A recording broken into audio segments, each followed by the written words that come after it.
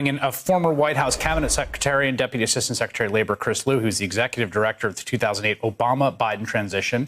He's just been named to the Biden-Harris transition team, working with the Labor Department transition. Full disclosure, Chris, I should say you hired my wife on the transition back in 2008 when you guys were above a subway in Washington, D.C. Tell me about what does this mean, this moment? I mean, I thought that Biden's perspective here, which was, sort of swatting away the flies, was proper messaging. How much does this begin to become a problem just logistically in standing up a transition? Chris, let's take a historical perspective on this. This is not a game. It's not a partisan food fight. This is a gross violation of a historical norm. We have had the peaceful transfer of power in this country for 200 years, through war, through depression, when there have been bitter adversaries who have fought a really difficult political battle. In none of those did we know who the GSA administrator was. In none of these was there an issue about ascertainment. And what's important here, it's not just the cooperation around getting the economy back up and running, about dealing with COVID, but this transition period in general always is a tenuous time from a national security perspective, from a homeland security perspective. The 9/11 Commission found in 2000 that the delay in the Bush team getting their people into national security positions created a vulnerability.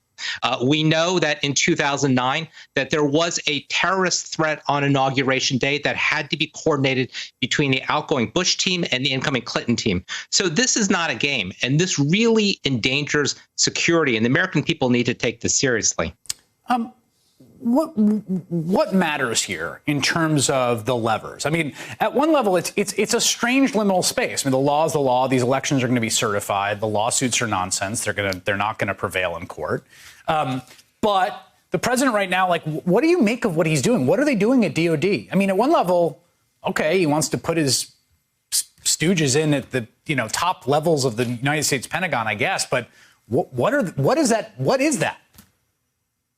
Yeah, I mean, none of this makes any sense. Look, you may not be happy with Mark Esper, but to basically boot him to the sidewalk 70 days before he would have had to leave otherwise, simply because you weren't happy that he wouldn't call troops out on peaceful protesters, seems just like revenge. And this move to put loyalists in there really can only be seen as possibly setting up this, if we somehow figure out a way to run the table in these lawsuits in these 4 or 5 different states, and we can somehow flip several million votes, we can then take power and we're going to put our loyalists in. None of this makes any sense at all. It almost has to feel like if Donald Trump is not going to win, he's just going to burn the entire place down on his way out of office. Well, and then what are the implications there? I mean, look, again, Kate, who worked on the transition, had this great piece in The Atlantic basically talking about the fact that, the law directs civil servants to work towards peaceful transition of power, independent of what the president says. Their fidelity and duty is the United States Constitution to American democracy and its continuance. I mean,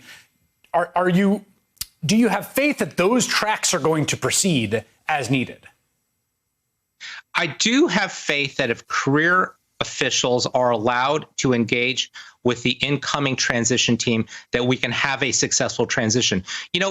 Transitions are kind of a remarkable thing. We do this every 4 or 8 years. And on one day at noon on January 20th, several thousand political appointees leave, and then several hundred new ones come in. And the fact that we've been able to pull this off every 4 or 8 years is really a testament both to this norm of peaceful transfer of power, as well as to the experience and dedication of career civil servants who are keeping the trains running on time. And so I have faith that they can do their job.